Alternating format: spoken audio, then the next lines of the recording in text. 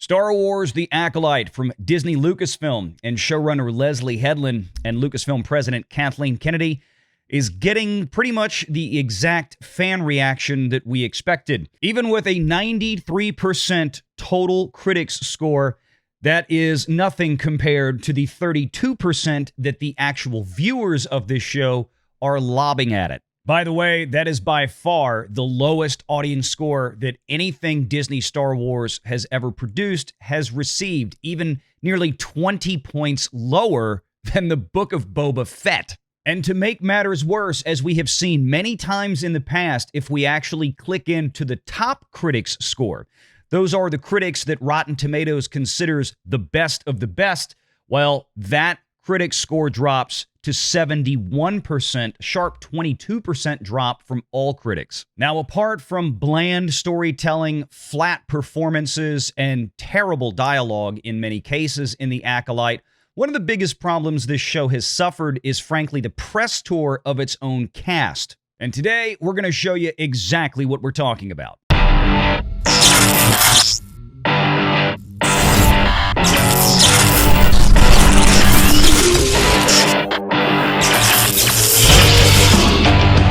Renegade Online. Here's the thing, Andre. I don't know if you caught. I mean, some of the clips. Drunk 3PO put this out yesterday. By the way, everybody, Drunk 3PO sends his regards. Wishes he could be here tonight. He had the invitation, but he had some prior plans going on. So, Jay, if you're watching, brother, we'll catch you soon. But you're not wrong, Andre. I mean, I'm assuming you saw this video here. I'm assuming that Drunk 3PO had to put on his mesh shirt and head off to a parade. I did see this clip, yeah, but let's hear it. Arguably the gayest Star Wars, I think, by a considerable margin. And are you? I don't know if you heard. He said, "So, I mean, I guess we can consider this as the gayest Star Wars ever by a margin." Excited about that? Are you not bracing the gayest yourself? Star Wars? Not the. It's pretty gay. Let's be honest. It's pretty gay. Leslye, are you? How do you feel? Am I gay? Yes. Yes. Well, no, I know you are gay, but I'm asking: are you excited about putting this? You know, this is going to be a talking point. Is it going to be a talking point? I'm sure so. Because nerds are gay. Well, some nerds are very not gay and are very threatened by gay. Well, that's stuff. true. But in my world, nerds are gay. Okay. Sorry, the fun element of No, I don't think so. And yet people have told me that it's the gayest Star Wars, and I frankly. You're offended? Into it. Hold it right there for 1 second. You know what this reminds me of? Like her denial that, no, I didn't mean to do it gay. I'm gay, but I didn't mean to do it gay. You remember that old South Park episode from before, of the school teacher? Oh, yeah. What's the school? And this was from when he was still in the closets, a really old episode. Yeah, Mr. Garrison. Mr. Garrison, thank you. Yeah. And he decided to write a book just to show everyone how butch he was. He was going to write a romance novel or something like that. And it was awarded the gayest novel ever written. And he tried to do it straight. I think this is like the same thing here. I wrote a romance novel. It's not gay. Yeah. Yeah. Yeah. Oh, yeah. Yeah. This is interesting in that the reporters now are projecting it as much as the actors are. And I don't think they're doing the shows very good. I remember reporters, I saw several interviews with the gang from Birds of Prey. And you could kind of tell that the actors didn't want to dive into the female-centric nature of that movie. But the reporters, like I saw 3 of them, and the reporters were going, oh, this is so great, just having all you women and like no guys, and you're kicking ass, and it's like totally female. And the actors were not wanting to go with that. But it was the reporters. Like, when did the reporters, when did they become the group of people that were prepared to kill a movie? Of all people. But in their minds, they weren't killing a movie. They were making it better. They were making it more diverse and representative and trying to get all the audiences out there that don't actually exist for films like this. That's but they're going to keep plugging away at it. And finally, we're reaching an audience that isn't going to buy a ticket. That's it. That's it. And nobody's buying tickets. And this is the same thing here. I mean, I think it's kind of cute to a certain degree, as long as they're only showing this to Pink News. But I mean, to the general public, this isn't doing them any good. No, and it just keeps going. I think that Star Wars is so gay already. Okay. I think that Star Wars is so gay already. That's getting clipped everywhere right now. That's getting attached to this show left and right. I mean, have you seen the fits? We'd be like, look how gay this is, and then send each other a reference photo. And are you telling me, with a straight face, that C-3PO is straight? They're a couple. That's what I think. But this is more outward. I think it's canon that R2-D2 is a lesbian. Oh, Ooh. interesting. Yeah. Huh. Ask Filoni. Okay. Ask Filoni. No more appropriate response has ever been given in answer to that statement. Can you imagine? Yeah, talk to Filoni. That's it. Valiant, that was pretty much like Star Wars is gay, nerds are gay, C-3PO's gay, everyone's gay. And Like, don't forget, I mean, R2's a lesbian. Yeah, R2's Somehow gay. R2's a lesbian. Well, I mean, this is just a trend overall. You probably haven't seen my video on my appalling news video on the British Historical Society naming Hadrian's Wall gay. They have designated it as a gay historical monument. 73 miles of stone somehow has become gay. Yeah. Oh my goodness. And it's because Hadrian had relations, as many Roman emperors and Greek leaders had gay, and not where they're applying modern day mores and interpretations onto historical figures that didn't view things the same way, because sex was power. If Hadrian came to your door with a bouquet of flowers and a bottle of ouzo, you're going with him. Like, you've got no choice. He's the most powerful man in the world. You're going to say no? So it's just insane what's going on. We have somebody joining us here who's going to have a lot to say. We're still in the middle of talking about episode 1. George the Giant Slayer joining us now. What is up, George? How you doing, my friend? I'm good. So you really like the fat Jedi. Yeah, no. Mr. Body Positivity? Yeah, no. Yeah. Come on. It's like, I think I called him in Twitter, it's like a Jedi Padawan Chunky Carbonara. Yeah. The guy, it's ridiculous. And I got a hold of the next 2 episodes, and I had just finished watching them. You're pretty much right. You get the pronoun police, the return of like the dreadlock D-listers. Really? Lesbian lick a lot of pusses. I mean, you name it. They got equity lightsabers, representative blasters. It's just the worst thing I've ever seen. Equity lightsabers? I mean, you have to think about it. I mean, the clip that they put out yesterday where you had Headland, we know when she was asked, is this the gayest thing you've ever seen? It is. But the thing is we had that video earlier. Did you do the racist? Did you show the racist one that came out a couple hours ago? Yeah, I was about to pull that up. I think that's the one that you talk about. The one that Amandla Stenberg. Yep.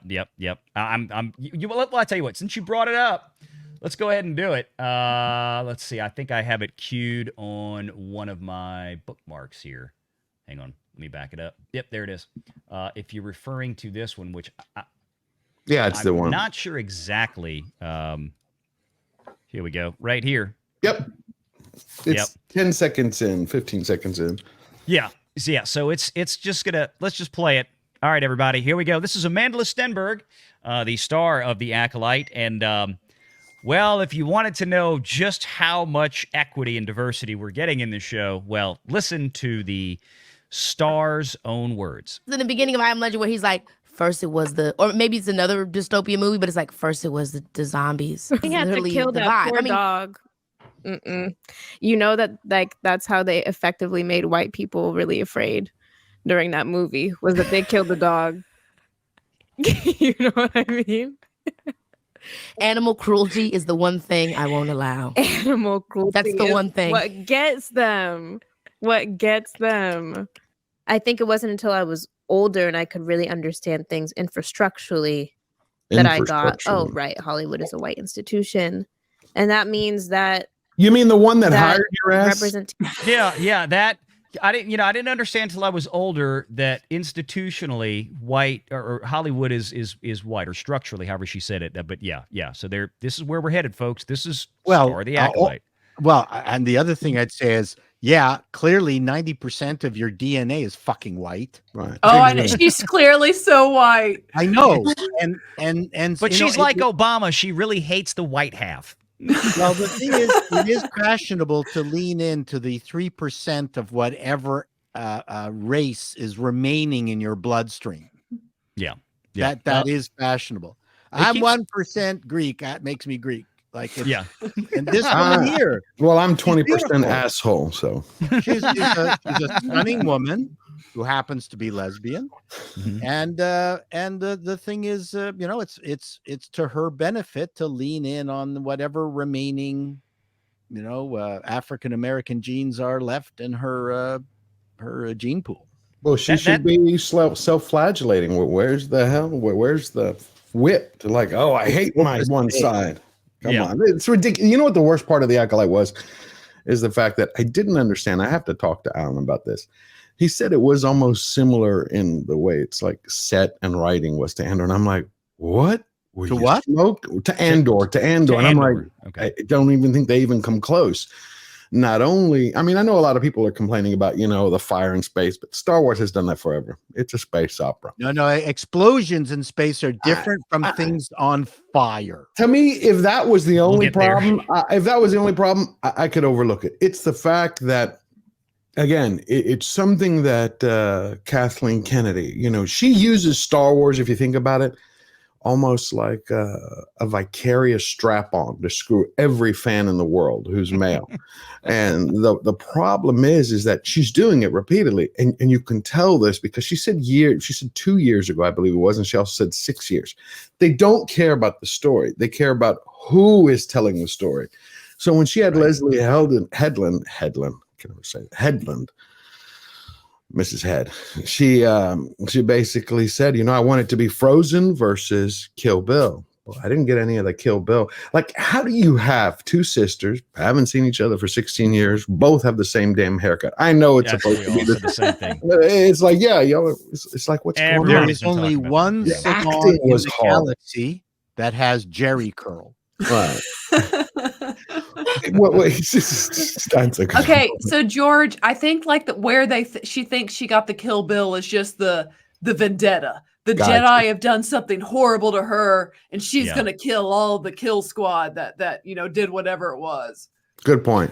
Well, because you had the fighting element from the Matrix, and they talked about that too. But let me finish playing the last few seconds of this clip because she keeps going.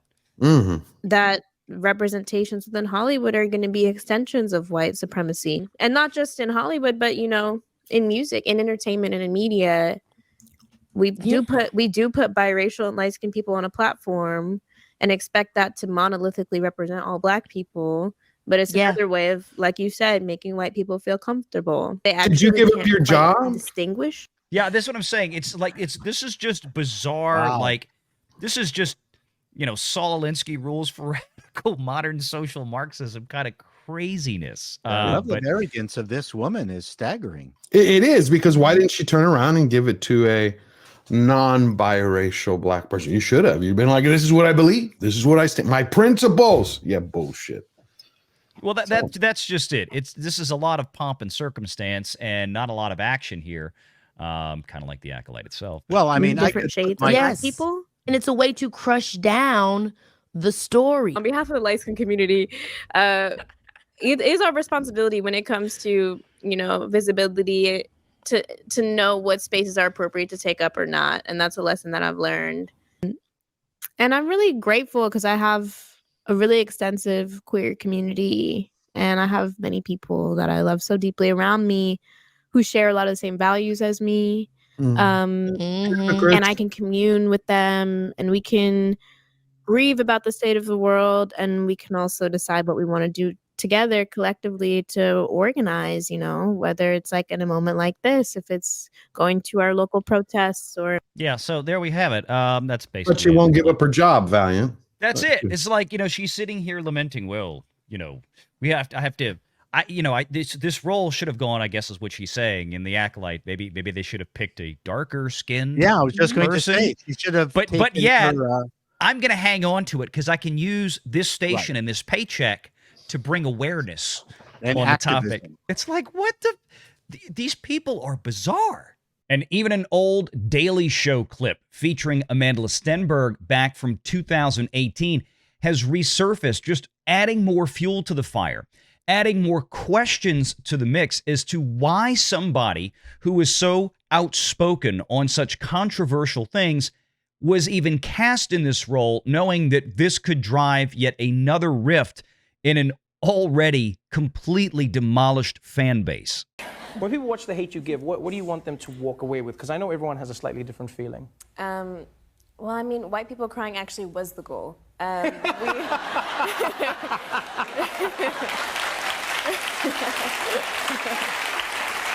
Make sure you're subscribed to Valiant Renegade and join us every Sunday at 6 p.m. Eastern for the live show.